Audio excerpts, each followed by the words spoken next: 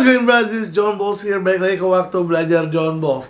Gue janji untuk bahas tentang MBTI versus Personality Plus. Well, jangan bilang versus ya, kayaknya mereka musuhan gitu. Padahal mereka berdua adalah hal yang ya beda sih. Kenapa gue bilang beda? Pemakaiannya beda gitu. Dan mungkin di sini kita udah pada banyak sering baca Personality Plus. Gue bakal jelasin dikit tentang MBTI. Tapi kalau salah, ya udah marahin aja di komen karena sejujurnya gue nggak terlalu jago-jago banget MBTI. Tapi MBTI adalah Myers-Briggs Test Indicator. Gue nggak tahu panjangannya, tapi intinya ini dibuat sama ibu dan anak kalau nggak salah. Anak yang namanya Briggs-Myers bla bla bla. Well, itu sejarahnya dikit. Jadi emang di Myers-Briggs ini ada 4 komponen atau 4 dimensi dari tipe gitu. Pertama adalah dari mana seseorang mendapatkan energinya dia. Apakah extrovert atau introvert? Yang kedua adalah bagaimana seseorang mendapatkan data dan informasi. Sensing atau intuitive. Yang ketiga adalah decision making-nya. Mereka bagaimana dalam decision making? Apakah thinkers atau feelers? Ya, think atau feel. Well, dua-duanya sini sih, tapi ya. Yang terakhir adalah bagaimana mereka merespon pada dunia sekitarnya. Judging atau perceiving. Sebetulnya mirip-mirip sih kalau misalnya kayak kita mau jabarin gitu ya. Orang sanguinis itu mereka mendapatkan energi dari extrovert. Mengabsorb informasi mereka biasanya lebih intuitif. Decision makingnya feeling. Dan untuk deal ke orang sekitar mereka lebih ke perceiving. Jadi pada dasarnya orang yang ENFP itu pasti ada sanguinnya. Sanguin ESFP atau ENFP bisa dua-duanya sih. Karena sensing sama intuition untuk sanguin kayaknya dua-duanya oke. Jadi ya kurang lebih gitu sih. Maksudnya kayak ya bisa agak dimirip-miripin, tapi pada dasarnya ya emang beda. Kalau kita kayak baru lahir, ya basicnya itu ya dari personality plus dari temperamen, sanguin, koleris, melankolis, pragmatis. Tapi pada saat kita udah berpikir, udah kayak makin ditempa, bisa tuh dicari Myers-Briggs-nya.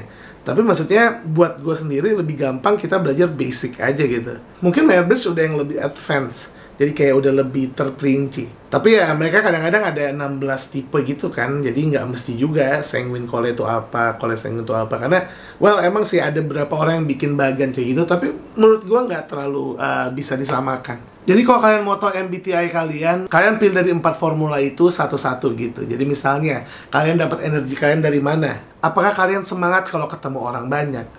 Hal-hal yang cepat, fast pace. Kalian senang dengan pekerjaan yang banyak dan misalnya variasi gitu. Ya, artinya kalian yang lebih ke extrovert. Apa kalian tipe yang lebih suka sendiri di small working group gitu? Di tempat yang lebih damai dan ya nggak usah buru-buru. Dan suka fokus sama satu pekerjaan ya satu-satu dulu gitu. Itu kan lebih introvert. Nah, kalau kalian udah milih itu, kalian ke yang kedua, informasi. Gimana kalian dalam mencari informasi? Kalian mengumpulkan informasi itu gimana? Apa kalian tipe orang yang realistis, yang fokus sama fakta, sama hal-hal detail, dan harus ada kayak pengalaman-pengalaman dulu yang emang udah terbukti untuk melakukan sesuatu dengan hal-hal yang lebih praktikal dan textbook? Kalian itu di sensors. Tapi kalau kalian lebih orang yang suka fokus di sebuah kemungkinan, melihat sebuah pattern kayak oh ini bisa nih kayak gini nih, kenapa yakin ya, gue yakin aja bisa, dan lebih mencari kayak solusi kreatif yang tidak dalam textbook, kalian lebih ke intuitif. Jadi kalau kayak tadi gitu ya sanguin lebih ke intuitif ya, bener ya. Jadi sanguin tuh ENFP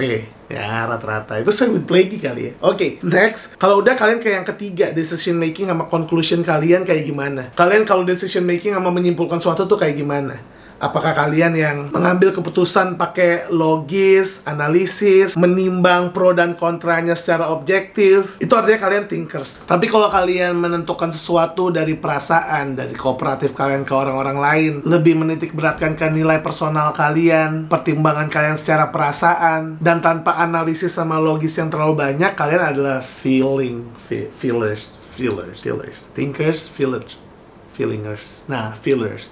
Ya, dan kalau udah kalian ke yang keempat, gimana kalian tanggapan ke dunia ini, ke sekitar gitu? Apa kalian lebih ikut peraturan, terorganisir, terstruktur, dan terencana, stick to the plan? Kalian itu judgers. Atau kalian tipe yang lebih spontan, yang kayak pilihan untuk lebih open ke pilihan lain, nggak terlalu ngikutin textbook dan peraturan, dan lebih fleksibel untuk membuat rencana? Kalian adalah perceivers. Jadi ya, kalian pilih dari 4 cabang itu yang mana, jadi kalian dapat kalian ENTP, ISTP, IFF, INFP, FP, ISTP kayak gitu. Ada banyak banget. Mungkin banyak yang lebih suka sama MBTI, banyak yang lebih suka juga sama Personality Plus. kalian terserah mau yang mana, karena menurut saya dua-duanya bagus gitu.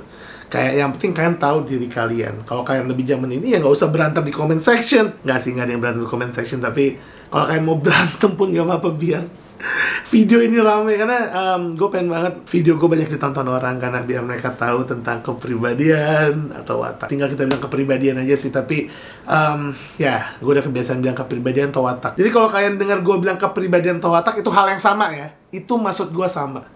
Walaupun mungkin ada yang bilang kepribadian nggak sama dengan watak ya. Menurut gue sama. Make your own YouTube channel. No, I'm just kidding. Jadi gitu, itu bedanya MBTI. Jadi kalau gue bilang, kalau emang untuk dasar lebih mudah emang mengerti personality plus, karena tinggal kayak ada 4, sanguine, mellow, choleric, plagy, ya digabung-gabungin. Sama juga kan sama MBTI.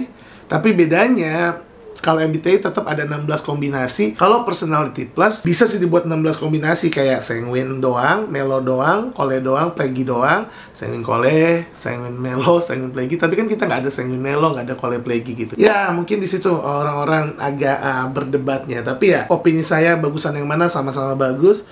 Saya lebih pelajari yang mana, saya lebih pelajari personality plus.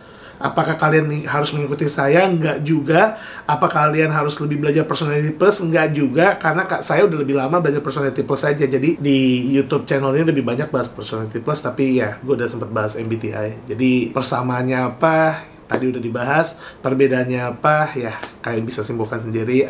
Subscribe yang belum, share, comment, like. I'm out, bros. Let's go! It's John Balls here!